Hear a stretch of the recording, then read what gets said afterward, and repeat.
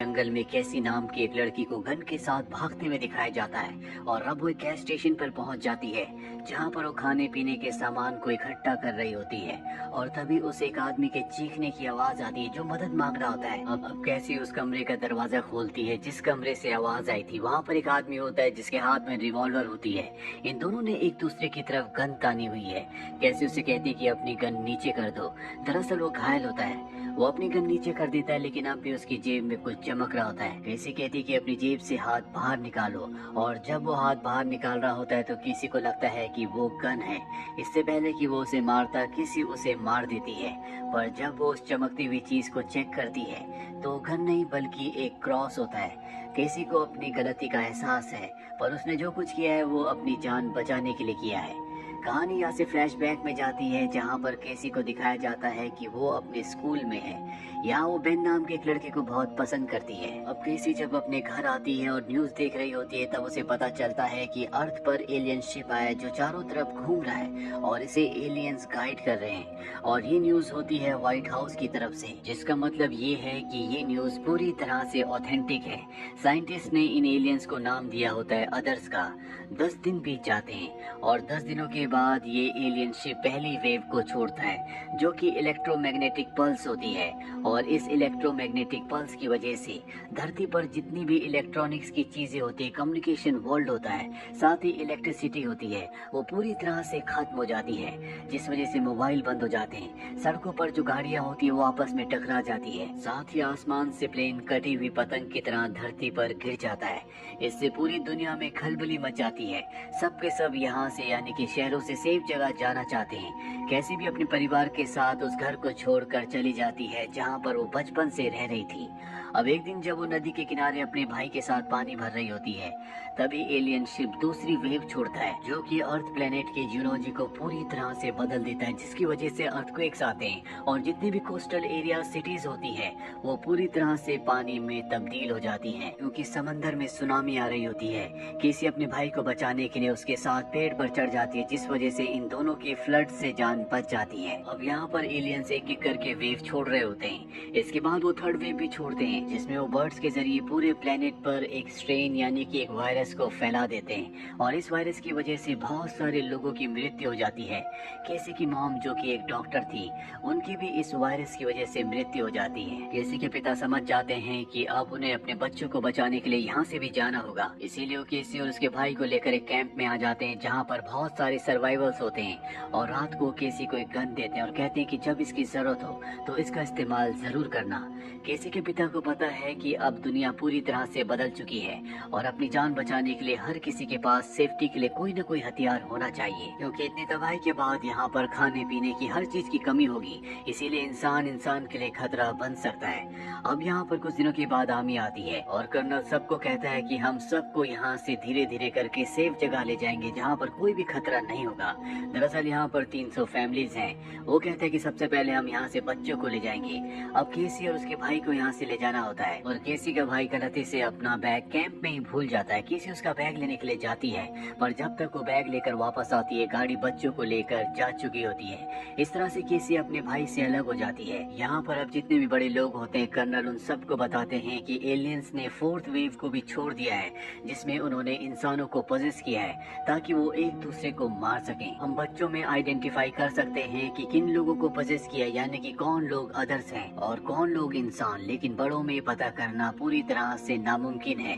यहाँ पर सब समझ जाते हैं कि आर्मी वाले कुछ न कुछ करना चाहते हैं, इसीलिए वो आर्मी के खिलाफ बोलना शुरू कर देते हैं। वो कहते हैं कि हमें हमारे बच्चों के पास ले चलो और तभी कर्नल के ऑर्डर पर यहाँ पर सबको मार दिया जाता है। केसी भी सब कुछ देख लेती है और जब आर्मी चली जाती है तो वो अंदर आती है और देखती है कि उसके पिता की मृत्यु हो चुकी है। इस बात से केसी पूरी तरह से टूट जाती है। वो वहाँ से गन उठाती है और जंगल में भागना शुरू कर देती है। भागते भागते वो उस गैस स्टेशन पर पहुंच जाती है जहाँ से कहानी शुरू हुई थी। यानी कि कहानी यहाँ से आती है प्रेजेंट में जहाँ पर हमें उन आर्मी ऑफिसर्स को दिखाया जाता है जो बच्चों को अपने साथ ले गए थे। वो सभी बच्चों को एक कैंप में ले जाते हैं। यहाँ पर बेन भी होता है जिसे कैसी पसंद करती थी। बेन को डॉक्टर के पास ले जाया जाता है और डॉक्टर उसे बताती है कि जो एलियंस है जिन्हें अदर कहा जाता है वो इंसानों के दिमाग पर अपना कब्जा करके एक दूसरे को मार रहे हैं और हम इन बच्चों को ट्रेन करके उन अदर्स के खिलाफ इस्तेमाल करना चाहते हैं। यहाँ पर बेन का चेकअप होता है, वो भी पूरी तरह से ठीक होता है और उसकी गर्दन के पीछे एक ट्रैकर इंजेक्ट कर दिया जाता है ताकि वो कहीं भी जाए तो उसकी इंफॉर्मेशन आर्मी के पास हो। दरअसल यहाँ पर जितने भी बच्चे हैं उन सब की बॉडी में ट्रैकर डाल दिया गया है। इसके बाद कर्नल यहाँ पर आते हैं और वो सब बच्चों को कहते हैं कि तुम सबको योद्धा यानी कि फाइटर बनना होगा ताकि जब भी फिफ्थ वेव आए तो उसके खिलाफ ये लड़ सके। वहीं कैसी को दिखाया जाता है जो अपने भाई को किसी भी कीमत पर ढूंढना चाहती है और जब वो एक सड़क पर आती है तो कोई उसके पैर पर गोली मार देता है जिससे वो जख्मी हो जाती है। तभी वहाँ पर इवान नाम का एक लड़का आता है जो कैसी को अपने साथ अपने घर ले जाता है और उसके पैर का इलाज करता है। कैसी जब होश में आती है तो वो इवान से पूछती है कि मेरी गन कहाँ है। वो कहता है कि मुझे नहीं पता। दरअसल इवान ने कैसी के बारे में सब कुछ उसकी डायरी में पढ़ लिया होता है। कैसी कहती है कि मुझे आर्मी यूनिट तक जाना है क्योंकि वहाँ उसका भाई है और वो वहाँ जाकर अपने भाई को बचाना चाहती है और वो जानती है कि इस वक्त वो उस तरफ नहीं जा सकती क्योंकि उसका पैर जख्मी है। अब कुछ दिनों के बाद जब वो थोड़ा पहले से बेटर फील करती है तो वो खिड़की के पास आती है और देखती है कि बाहर इवान लकड़ियाँ काट रहा है और अब उसे मौका मिल जाता है। वो घर को सर्च करना शुरू कर देती है और लकड़ी के नीचे उसे अपनी गन मिल जाती है जिससे उसे इवान पर शक हो जाता है क्योंकि इवान ने उसे कहा था कि उसके पास उसकी गन नहीं है। सीलो यहाँ से भागना शुरू कर देती है लेकिन जल्दी इवान उस तक पहुंचकर उसे पकड़ लेता है। वो उसका मुंह दबा लेता है ताकि उसकी आवाज बाहर ना निकले।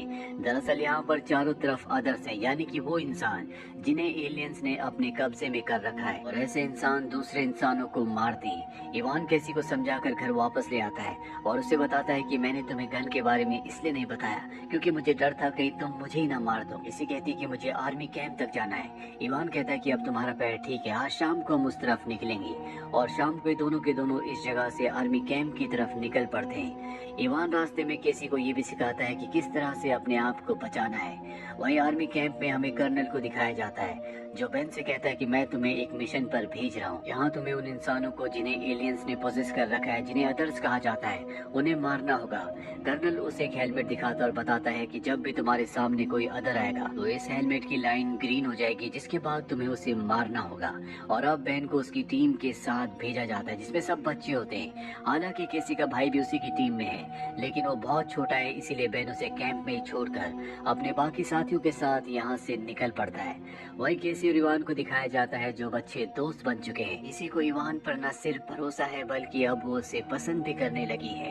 वहीं बेन को दिखाया जाता है जो अपने बच्चों के ग्रुप के साथ उस जगह पहुंच जाता है जहां पर इन्हें अदर्स को मारना है और ये देखते हैं कि वहां पर जो अदर्स होते हैं उनके सर इन्हें हरे रंग के दिख रहे होते हैं जिससे समझ जाते हैं कि सब के सब एलियंस के कब्जे में है। इसीलिए दोनों तरफ से फायरिंग होना शुरू हो जाती है और इसी फायरिंग के दौरान एक बच्चे को गोली लग जाती है जिससे उसकी मृत्यु हो जाती है। अदर्स दूसरी तरफ से लगातार फायरिंग कर रहे होते हैं इसीलिए बेन सबको बचाना चाहता है। उसी की टीम में एक लड़की है जिसका नाम रिंगर है। वो एक बस को ब्लास्ट करती है जिससे सारे के सारे अदर्स जो इन पर गोलियां चला रहे होते हैं वो डिस्ट्रैक्ट हो जाते हैं और बेन सबको लेकर एक सुरक्षित जगह पर आ जाता है। अब वहाँ पर रिंगर भी आती है।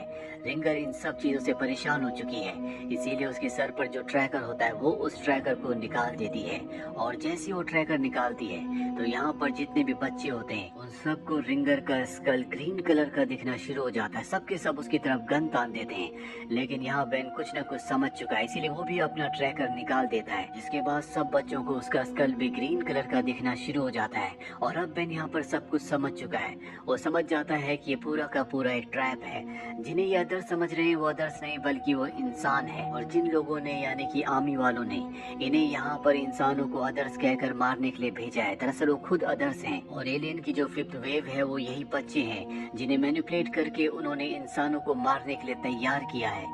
इसके बाद सभी अपने ट्रैकर्स को निकाल देते हैं। बेन सबको इस जगह से जाने के लिए कहता है। वो कहता है कि तुम वापस कैंप कभी मत आना और रिंगर से कहता है कि तुम मुझे शूट करो क्योंकि वो वापस कैंप जाना चाहता है।